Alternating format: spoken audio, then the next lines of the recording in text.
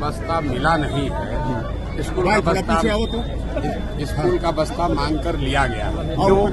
इसलिए कि लालू नीतीश के 35 साल के राज ने बिहार के बच्चों के पीठ से स्कूल का बस्ता हटाकर बोरा बांध दिया है, मजदूरी का बोरा बांध दिया है। तो जन स्वराज की जो सोच है, बिहार के लोगों की गरीबी को खत्म करने का रास्ता है शिक्षा, यानी कि स्कूल का बस्ता। बिहार के लोगों के लिए रोजगार का रास्ता है स्कूल का बस्ता। बिहार में पलायन अगर रोकना है तो उसका रास्ता है स्कूल का बस्ता। इसीलिए जन स्वराज का चुनाव चिन्ह है स्कूल का बस्ता, क्योंकि पढ़ाई से ही लोगों का विकास हो सकता है, पढ़ाई से ही गरीबी दूर हो सकती है। जब तक सरस्वती नहीं आएंगी तब तक लक्ष्मी नहीं आ सकती हैं। ये तो हिंदू धर्म में हर जगह कहा गया है। तो बिहार में गरीबी दूर करने का सबसे बड़ा जरिया है अच्छी पढ़ाई, और हम जन स्वराज की पूरा फोकस ही एक है पढ़ाई और रोजगार, और इसीलिए हम लोग का चुनाव चिन्ह भी है स्कूल का बस्ता। बहुत तेजी के साथ जम्मू कश्मीर में माइग्रेंट लेबर की हत्या हुई है। मेरे भाई, ऐसा है, आज से 2 बरस पहले मैंने एक ट्वीट करके कहा है कि कहीं पर भी दुनिया में, आप कश्मीर की और गुजरात की और केरल की बात मत कीजिए, कहीं पर भी मजदूरों के साथ कहीं अगर दुर्घटना होती है तो आप मान कर चलिए कि उसमें कोई न कोई बिहार के घर का चिराग बुझना ही बुझना है। उसमें बिहार का कोई न कोई बच्चा सफर करेगा ही करेगा। यहाँ के नेता इतने बेवकूफ लोग हैं कि कहते हैं कि अगर बिहार का लोग नहीं रहेगा तो दिल्ली में कूड़ा करकट जमा हो जाएगा, दिल्ली में सफाई नहीं हो जाएगा, वहाँ व्यवस्था ठप हो जाएगा। मेरे भाई, दिल्ली में जाकर ठेला लगाना, दिल्ली में जाकर साफ सफाई की काम करना, वहाँ सड़क बनाना, ये कोई बहुत गौरव की बात नहीं है। गौरव की बात तब होती कि बिहार में हम लोग सब्जी का खेती करते और यहाँ से हम लोग सब्जी भेजते और दिल्ली वालों को बताते कि मेरे भाई, अगर बिहारियों को बिहारी करके अपमानित करोगे तो सब्जी बंद कर देंगे, तुम्हारा खाना दाना बंद हो जाएगा। तब तो गौरव की बात होती। हमारे बच्चे जाकर अगर दिल्ली के सड़कों पर, बॉम्बे के सड़कों पर सब्जी बेच रहे हैं, वहाँ की सफाई कर रहे हैं, तो ये गौरव की बात नहीं है, ये अफसोस की बात है। लेकिन जो नेताओं का बयान आता है कि हम लोगों से ही बॉम्बे चल रहा है, हम लोगों से ही दिल्ली की व्यवस्था चल रही है, बिहारी नहीं रहेगा तो काम ठप हो जाएगा, ये गौरव की बात नहीं है। ये नेताओं की मूर्खता को दिखाता है, और ये दिखाता है कि 30-35 साल में कैसे लालू नीतीश के राज में बिहार राज्य में पूरा राज्य अनपढ़ों का और मजदूरों का राज्य बन गया है। हम लोग स्टील सीमेंट नहीं बनाते हैं, टीवी फ्रिज नहीं बनाते हैं, हम लोग कंप्यूटर नहीं बनाते हैं, हम लोग यहाँ से जवान बच्चों को मजदूर बनाकर पूरे राज्य में भेज रहे हैं। आप छठ में दुर्दशा देख लीजिए, किसी स्टेशन पर जाइए, बच्चे किस दुर्दशा में आ रहे हैं वापस अपने घर। कोई लैट्रिन में सोकर आ रहा है, कोई लटक कर आ रहा है, कोई जानवर की तरह ट्रीट किया जा रहा है।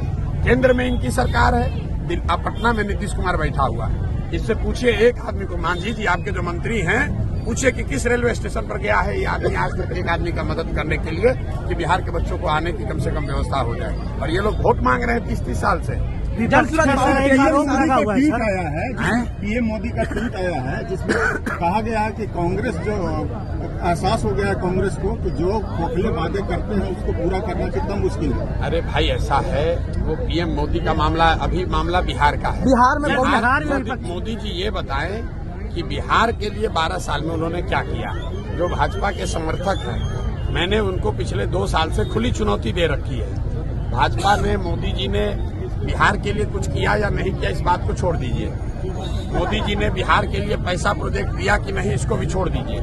12 बरस में मोदी जी ने अगर बिहार के विकास के लिए एक बैठक किया है, एक बैठक, काम नहीं, अगर एक बैठक किया है, वो आप हमको प्रमाण दिखा दीजिए। जन स्वराज मोदी जी का समर्थन कर देगा। जन स्वराज बिहार में बहुत तेजी से पनप रहा है, सर अपना छाप छोड़ रहा है। इससे विपक्षी दलों में जो है काफी हलबली मच गया और लगातार आप पे आरोप लगाया जा रहा है कि 1-1 लाख रुपया वोटरों को दिया जा रहा है। भाई, यहाँ पर जितने लोग आए हैं, ये देखिए, पहले तो नेताओं ने खुद लूटा, तो सावन के अंधे को सब हरियाली दिखती है, तो इनको लूटने की आदत है।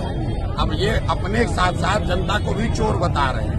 आप इमामगंज की जनता से बात कर लीजिए, और कोई आदमी अगर ये बता दे कि जन स्वराज ने उसको 10 रुपया भी दिया है तो आप उनको पकड़िए। एक आरोप है सर, ऐसा है, केंद्र में सरकार है मांझी जी की, भाजपा की, तो ईडी उनके पास, सीबी उनके पास, इलेक्शन कमीशन उनके पास, इनकम टैक्स उनके पास। तो अगर किसी को 1 लाख रुपया दिया गया है तो उसको पकड़ ले।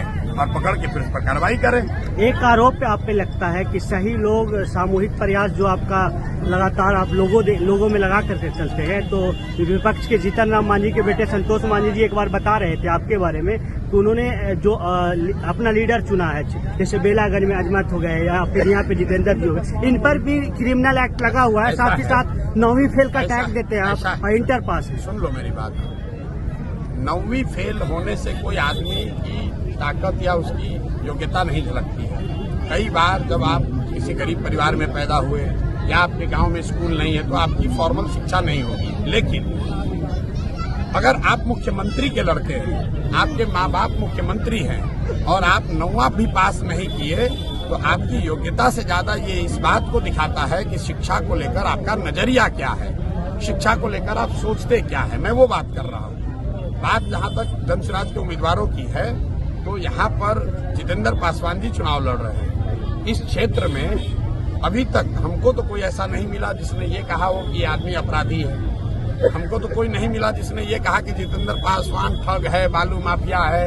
अगर है तो आज आप हमको प्रमाण दिखा दीजिए, आज हम उसका कैंडिडेचर वापस ले लेंगे। वो आदमी ठग नहीं है, वो आदमी यहाँ क्रिमिनल नहीं है, वो यहाँ का बालू माफिया नहीं है, शराब का धंधा नहीं करता है, यहाँ पर एक अस्पताल चलाते हैं।